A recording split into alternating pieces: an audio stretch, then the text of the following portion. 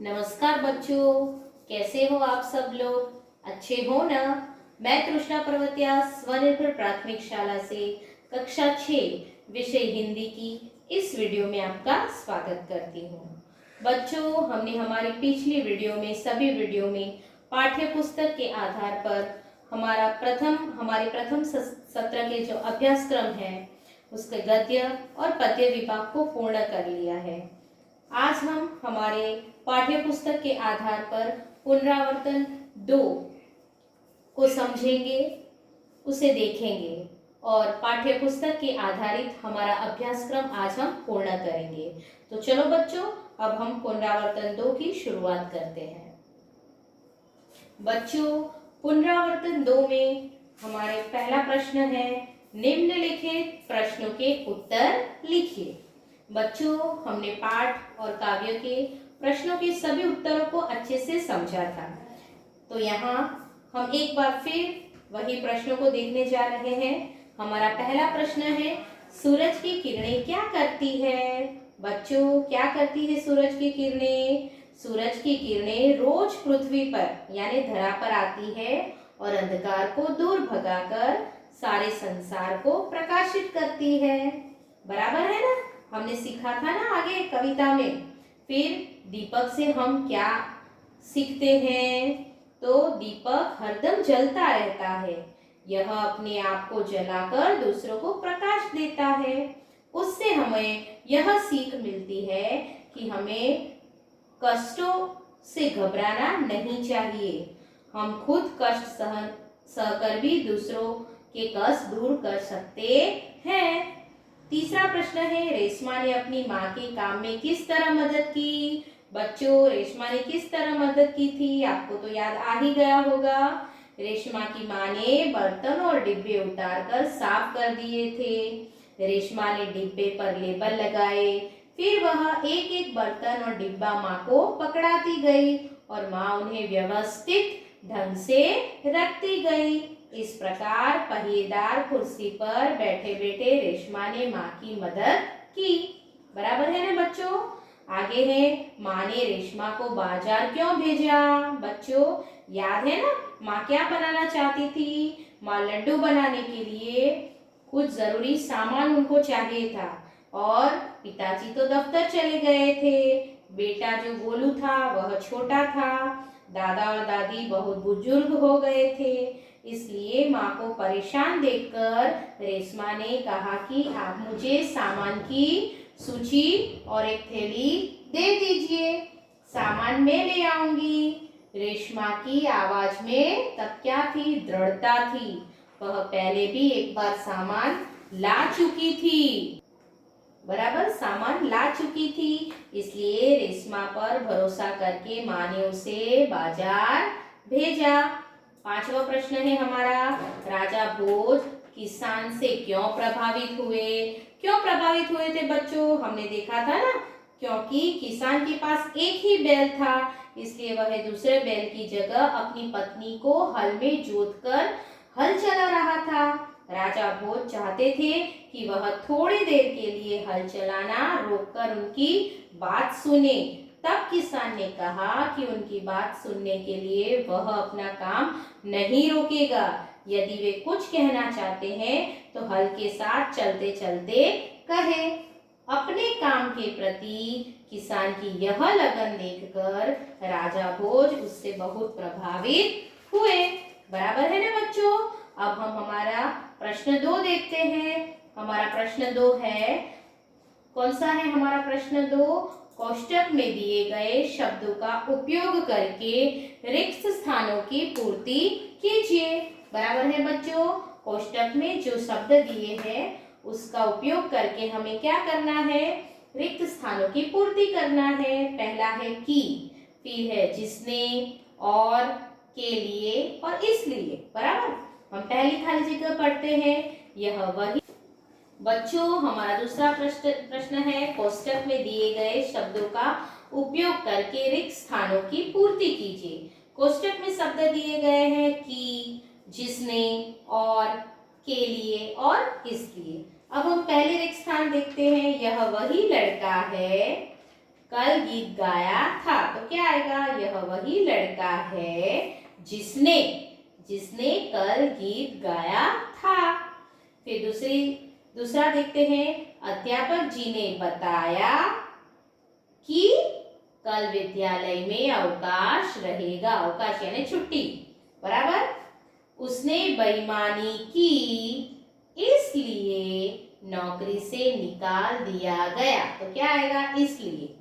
निर्धारित तिथि और, बराबर, यहाँ क्या आएगा, और नक्षत्र में मुझे विशेष जड़ी बूटियों को लाने के लिए घने वन में जाना होगा, बराबर। तो इस तरह से हमें रिक्त स्थानों की पूर्ति करनी है बच्चों। आगे देखते हैं। आगे हमारा प्रश्न 3 है। निम्नलिखित वर्णों से प्रारंभ होने वाले अन्य शब्द बनाइए, बराबर। यह हम आगे भी सीख चुके हैं। जैसे तो अ से प्रारंभ होने वाले शब्द हमें बनाने हैं, बराबर। तो यहाँ उदाहरण के तौर पर लिखा गया है आम। आप कोई भी शब्द बना सकते हो, जैसे अनिष्ट, अनसुनी, आग, आशीष, अमृत, अनिल, बराबर। वैसे ही ह से शुरू होने वाला शब्द तो हमें उदाहरण के तौर पर दिया गया है हितेश। आप दूसरे कोई भी शब्द रख सकते हो, हेमा, होली, हरीश, बराबर। हौसला। फिर म से यहाँ हुआ है माँ, बराबर। तो म से शुरू होने वाला आप शब्द लिख सकते हो, महीना, महेश, मनोज, महल, बराबर है बच्चों। 10 से शुरू होने वाले शब्द तो यहाँ लिखा गया है दाग, तो आप लिख सकते हो दाल। फिर दौलत, दीवार, बराबर। ब से शुरू होने वाले शब्द तो यहाँ एक उदाहरण दिया गया है बच्चों हमें, बचपन। तो ब से हम आगे लिखेंगे बागीचा, बराबर, बादल, बारिश, ठीक है। फिर 10 से शुरू होने वाले शब्द से यहाँ लिखा गया है उदाहरण के तौर पर द्वार, तो आप लिख सकते हो द्वारिका, फिर द्वादशी, फिर द्वापर, बराबर है बच्चों। तो इस तरह से आप इस प्रश्न का उत्तर लिख सकते हो। आगे देखते हैं। हमारे पास हमारा प्रश्न 4 है, समान तुक वाले, बराबर। प्रश्न 4 है, समान तुक वाले शब्द बनाकर लिखिए। यह भी आगे हम देख चुके हैं बच्चों, जैसे दुर्गुण, बराबर। तो क्या लिखा है उदाहरण के तौर पर, निर्गुण। फिर क्या आएगा, हाँ, सद्गुण, बराबर। जिसका अंतिम शब्द जो वर्ण है वो एक सरी का होना चाहिए, बराबर। तो सद्गुण, अवगुण। फिर क्या लिख सकते हैं, बहुगुण, बराबर।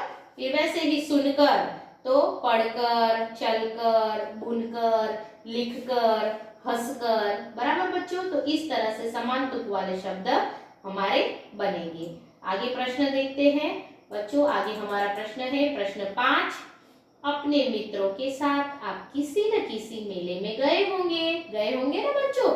आप अपने मित्र के साथ कोई भी किसी भी मेले में गए होंगे, बराबर। उसका वर्णन अपने शब्दों में लिखिए। तो आपको उसको क्या करना है, उसका वर्णन करना है कि आप कहाँ गए थे, बराबर, किसके साथ मेले में गए थे, वहां आप लोगों ने क्या क्या किया, बराबर। उस तरह से आपको यह प्रश्न का उत्तर लिखना होगा। प्रश्न 6, निम्नलिखित मुहावरे के अर्थ देकर वाक्य में प्रयोग कीजिए, बराबर है बच्चों। पहला है आंखों का तारा होना। आंखों का तारा होना यानी हम सीख चुके हैं बहुत प्यारा होना, बराबर। और इसका वाक्य कैसे बनेगा, छोटा गोलू अपनी माँ की आंखों का तारा है। या फिर आप अपने हिसाब से भी वाक्य बना सकते हो। फिर माथा ठनकना यानी अनिष्ट की आशंका होना, बराबर। अनिष्ट यानी कुछ खराब होना, बराबर, उसकी हमें आशंका हो जाती है ना, तो माथा ठनकना। अचानक पुलिस को दुकान में आते देखकर क्या हुआ, सेठ जी का माथा ठनका। अनसुनी करना यानी ध्यान न देना, बराबर। मैंने अपने पिताजी की बात अनसुनी कर दी। इस तरह से वाक्य बना सकते हो आप। मन डोलना यानी विचलित होना। अपार धनराशि देखकर, बराबर, या तो ज्यादा पैसे देखकर उसका मन डोल गया। आगे देखते हैं बच्चों प्रश्न। हमारा प्रश्न 7 है, निम्नलिखित वाक्यों का वचन परिवर्तन करके फिर से लिखिए। हम आगे भी वचन परिवर्तन देख चुके हैं बच्चों। नदी बहती है, तो नदी का क्या हो जाएगा? नदियाँ, नदियाँ बहती है, बराबर। फिर है महिला, बराबर है बच्चों। पहला हमारा है नदी बहती है, तो हम नदी का क्या करेंगे? नदियाँ, नदियाँ बहती है। दूसरा, महिलाएं पूजा कर रही है, महिलाएं हैं तो क्या हो जाएगा उसका? महिला, महिला पूजा कर रही है। पेड़ पर कबूतर बैठा है, तो क्या हो जाएगा? पेड़ पर कबूतर बैठे हैं, बराबर। उन्होंने उसने खाना खा लिया है, उसने का क्या हो जाएगा बच्चों? वचन परिवर्तन करेंगे तो उन्होंने, उन्होंने खाना खा लिया है, बराबर। वे आ रहे हैं, वे का क्या हो जाएगा? वह आ रहे हैं, बराबर है बच्चों। अब आगे देखते हैं। आगे हमारा प्रश्न 8 है। निम्नलिखित संकेतों को पहचान कर उसके नाम लिखिए। बच्चों, यह संकेत हमने आगे के हमारा जो आगे का पार्ट था उसमें देखा था, बराबर है। यह संकेत आए थे ना, आपको याद है कि यह संकेत क्या कहना चाहते हैं बच्चों? हमारी 5वीं कविता थी ना, धरती को महकाए, उसमें यह संकेत दिए गए थे। तो पहला यहाँ जो संकेत है वह संकेत क्या कहता है बच्चों? याद है आपको? आपने कहीं यह देखा है संकेत? हाँ, आपने कहीं न कहीं ये संकेत जरूर देखा होगा बच्चों। यह संकेत क्या कहता है? यह संकेत कहता है खतरा। क्या कहता है? खतरा। यानी जब भी आप ऐसा कोई संकेत देखो, इसका मतलब है कि आगे कोई खतरा है, बराबर। इसलिए इस तरह का संकेत दिया गया होता है, या फिर उस जगह पर ये खतरा है, बराबर। फिर इस तरह का जो संकेत है वह तो हम अक्सर देखते ही हैं रास्ते पर, बराबर। आगे बम्प है ना, बम्प आता है ना, वो बम्पर, बराबर। तो ये संकेत क्या कहना चाहता है कि आगे बम्प है, बराबर। फिर ऐसा संकेत भी आपने देखा होगा, बराबर, रास्ते से जाते वक्त, है ना। हाँ, या तो कभी रेलवे फाटक जब आता है तभी ये ऐसा संकेत हमें दिखाई देता है। तो यह संकेत क्या बताता है? यह संकेत बताता है कि रेलवे फाटक है, बराबर, रेलवे फाटक का संकेत देता है। और यह तो आप देखकर चित्र समझ ही गए होंगे। हाँ, बराबर, पेट्रोल पंप, बराबर। जब भी हम देखते हैं, रास्ते से जाते हैं, तो ऐसे कई बार हमें चिन्ह देखने को मिलते हैं, यानी यह हमें क्या संकेत देता है? पेट्रोल पंप का, बराबर है बच्चों। अब आगे देखते हैं हम। आगे हमारा प्रश्न 9 है। निम्नलिखित काव्य पंक्तियों का भावार्थ लिखिए, बराबर।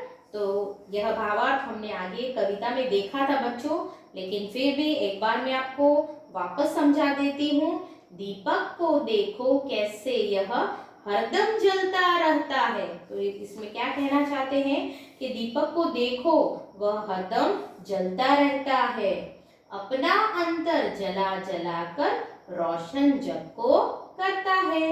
वह अपने हृदय को जलाता रहता है और दुनिया को उजाला देता रहता है, बराबर है बच्चों। हमारा प्रश्न आगे है, प्रश्न 10। निम्नलिखित शब्दों का वाक्य में प्रयोग कीजिए। बच्चों, इस तरह का प्रश्न भी आप आगे देख चुके हैं। जैसे सूरज है, तो सूरज शब्द का उपयोग करके हमें वाक्य बनाना है। जैसे सूरज हमें प्रकाश देता है, बराबर। धरती पर चारों ओर हरियाली दिखाई दे रही है। फिर पेड़ हमारे मित्र है। फिर किसान खेती करता है। फिर है फसल, इस साल हमारे खेत में बहुत अच्छी फसल हुई है, बराबर है बच्चों। तो देखा हमने आज हमारे इस वीडियो में पुनरावर्तन 2 के सभी प्रश्नों को अच्छे से देखा और समझा। इस पुनरावर्तन 2 का लेखन कार्य मैं हमारे ग्रुप में रखूंगी। आपको उसको अच्छे से पढ़ना है और अपनी नोटबुक में यह पुनरावर्तन 2 को अच्छे से लिखना है। बच्चों, पाठ्य पुस्तक के आधार पर हमारा आज संपूर्ण अभ्यासक्रम पूर्ण होता है। आप अपना अच्छे से ध्यान रखना और अपना ख्याल रखना। आना बच्चों।